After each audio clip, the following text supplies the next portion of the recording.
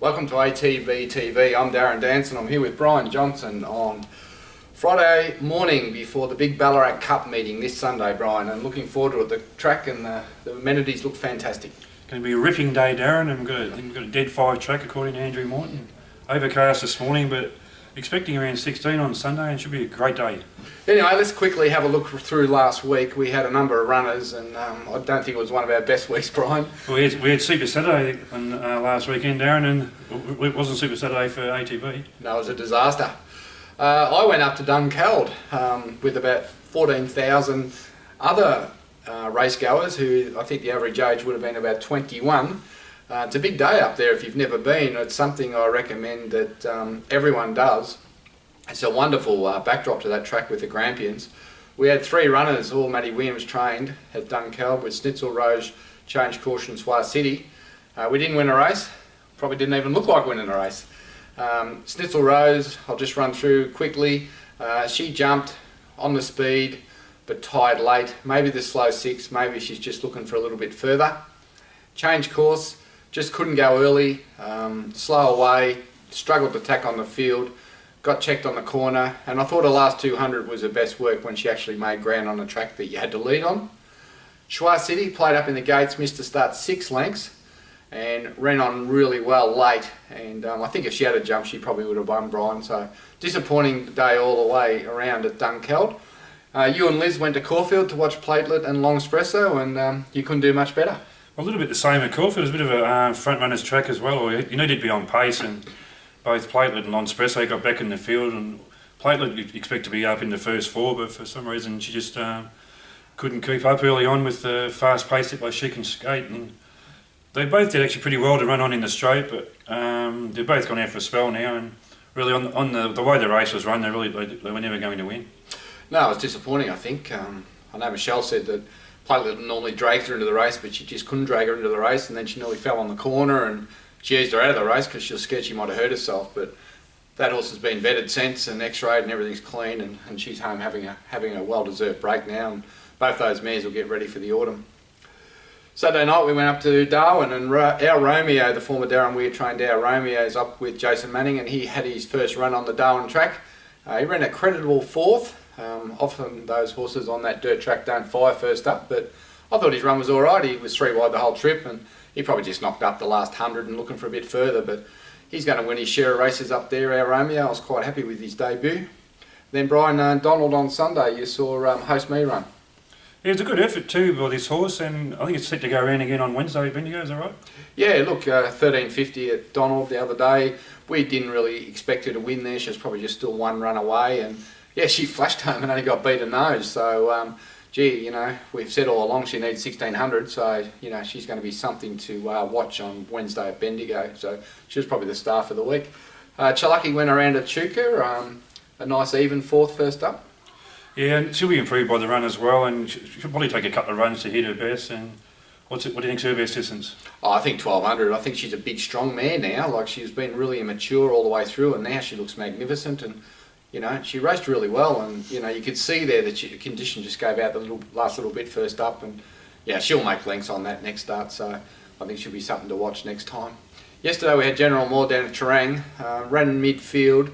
Probably dropping him back to the 1000 wasn't ideal, so he sort of travelled midfield the whole way, went for a run, but really couldn't pick him up and quicken. Probably just need that little bit more ground. So he's been unlucky, that horse, and I thought he was a big chance yesterday, but upon reflection and talking to Darren Weir, I think it's just the 1000 metres found him out and needs to get back to 1200. So I think that's what happened last week, Brian. Nothing there to get too excited about. Maybe Host Me going forward.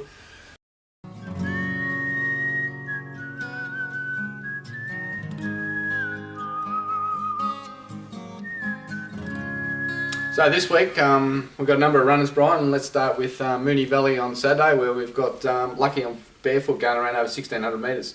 Yeah, an apprentice driver Neil to ride, and gets down to 51 kilos with the 3 kilo claim, and up to the mile he's second up, and he races pretty well second up, and I expect him to be right in the finish. I thought he was very unlucky not to win the Ballarat Cup, to be honest. He ran 4th. On a track that, you know, was a little bit leader biased, but he got held up by Rick Lacey's horse on the corner, and if he had been able to get a run, I think he would have went close to winning that race. So Oh, out to the mile, Moonee Valley. He's run well there before. You know, it's a $100,000 race, and he's only got 51 kilos. So if he gets a good run, you know, he's going to be in the finish. I think Matty Williams are pretty keen to get a winner for you this week. Short Espresso goes around at Ballarat. We've got a big day here, Ballarat Sunday, Ballarat Cup Day. We're really looking forward to it with the 3 runners. Let's go through them. We'll start with the 2-year-old, Short Espresso, who's in the Magic Millions clockwise 2-year-old race. His first up run 4th, missed the start, but finished off really nicely. Been really, really happy with his work, Brian Sense, and his trials, and he got around this track the other morning the reverse way like he'd been born on it. It's quite a sharp corner there as you look over, but then I got the barrier draw, barrier 12. What a disgrace. Well, I was here yesterday. I was shattered. I was here yesterday with Lockie McKenzie when you found out, and I think he turned his phone off pretty quick just so he couldn't take the call, and saying he was having reception problems and that, but it's the luck of the draw, I guess, isn't it? You're drawn out wide, so... Very disappointing, just Brian. I was shattered with Drew 12.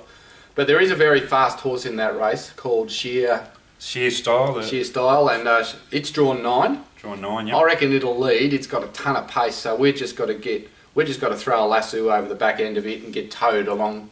If it goes to the front, we need to get towed right behind it and sort of hopefully sit behind it or next to it. There's no point playing the patience game on this track over 1,000. We got to hit the ground running, and we've got to charge. And you know, we're either going to win or we're not. But there's no point going back. You saw that last year with Jock Glockenspiel. They tried to go back and ride him for luck. Just a waste of time. We might as well stayed home.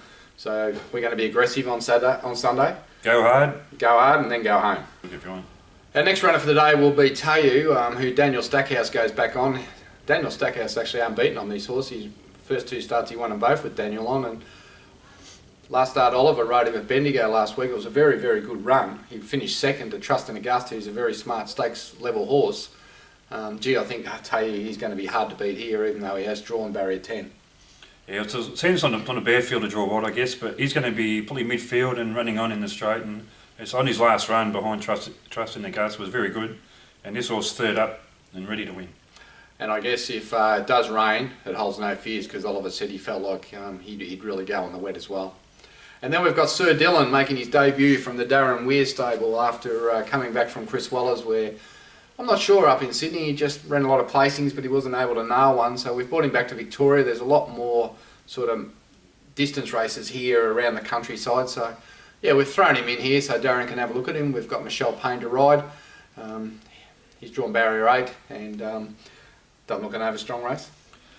No, it doesn't really, but I mean, if anyone's going to get the horse to win, it'll be Darren Weir. He's got a great strike rate, especially around the provincials, and the soft hands of Michelle Payne could make all the difference with this horse. You'd expect to see him running on strongly at the end. Be interested to see how he goes. He's got to go the other way. So exactly. He's making his Victorian debut. So look, I'm not expecting a lot, but I'll just give us all a chance to have a look at him. And he's a magnificent type. Make sure you have a look at him on the screen. And then on Monday we're off to Hamilton, Brian. Schwarzens, your horse. Yeah. A big odds winner last time at Geelong. I know you got the $17 and the $25 on Betfair. So I guess you're going to put all that on at Hamilton. Probably put half on Darren. Always keep half, just in case the kids want something when they get home. But this horse has actually won twice at big odds in her 3 wins. So she's certainly paid her way. She won 3 from 10, and she's grown into a really lovely mare after, as a 3-year-old filly, she was racing against better horses, and now that she's a mare, she's a lot stronger.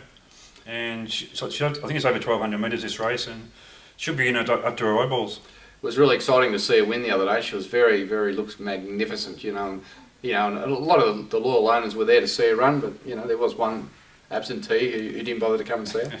he decided to go to the big time down in Flemington. Anyway, she'll run well. And then on Bendigo, we've nominated Host Me, as I said earlier, to go to Bendigo Wednesday. Yep. So fields aren't out, so mile, fillies and mares on that last run, she'll be running well too. So best, Brian, who's your best for the week? My best for the week would probably be, I think Tayu. Tayu's a big chance on Sunday. Not even Swarsons, you're not tipping your own horse. Keeping the odds for yourself. Oh, it's a plan, yeah. Yeah, sure. Yeah, so I tend to agree. I think Tayu's a massive chance. I would have tipped Short Espresso off at Drew Gate. I'm disappointed he's out in the car park. There's no point helping Ballarat Turf Club, they can't help me, so we've just got to try and win the race on the hard way now. So for me, Schwarzens I think will be hard to beat, Host Me hard to beat, Tayu hard to beat. Should be a good week. Should be good too, Darren. Just while we're here, we've had a few people asking what platelet and non-espresso might be aiming for in the autumn. Any ideas as yet, or? A win. How No, we'll be. Look, we haven't sat down and worked it out with Darren, but look, there's plenty of races on offer for those mares. I think Long Espresso will probably get out to 1600 metres next time in. So we'll look at some options in Sydney and Adelaide. Platelet, you know, we just got to look to see whether we look towards the TJ Smith, which is worth a lot of money in Sydney, or whether we go back for the Sangster and Goodwood that she won last year. So look, mainly get them back, have them happy and healthy, get them performing, and then, you know, we know those races are there, so we'll place them according to how they're going, as we normally do. And the Black Beast, Dandino? Dandino, he's having his final gallop Saturday morning, and then he flies out at 5 o'clock on Sunday night, whilst we're here wrapping up the Ballarat Cup day. He'll be getting on the plane to go to Hong Kong. So I think everything's in order there, and we're looking forward to going to Hong Kong for the Vase on the 8th. Promises to be a really, really good trip. Well, I want to congratulate our tipping winner, Nathan Bennett. The media man, the media sensation this spring. Yes, the big the tradie from Geelong. He just flew past him in the last 50 minutes. He did. He came home really strongly in the last couple of weeks, and there is a bit of talk he could be throwing the shovels away just to focus on his media because he's going so well. Yeah, I think we'll see him with Channel 7 next year, so stay tuned. And then, Brian, we've got the big open day on December 1 at Manningtree Park, where we're going to have our Christmas function and our owners' awards, and we're going to praise some horses and some yearlings, and generally just say thanks to everyone who's supported us through the year and make sure we have a great time. And I've heard on the grapevine there could be around 250 owners at Manningtree Park that day. I think we're looking at a crowd somewhere between 200 and 300, so yeah, it's got quite big. But that's good. I want everyone to come along and have a day out on us and just enjoy yourselves and get to know the other owners. And yeah, we've got a few surprises on the day. There'll be some things happening that won't be expected, and we've got an auction there of all our the gear we've collected over the year for the owners. So yeah, it promises to be a great day. I just hope the weather's nice. Excellent. Anything else, Brian? That's about it, Darren. I think just make sure everyone gets to Ballarat Cup Day on Sunday and have a great day. All right, until next week. He's Brian Johnson. I'm Darren Dance.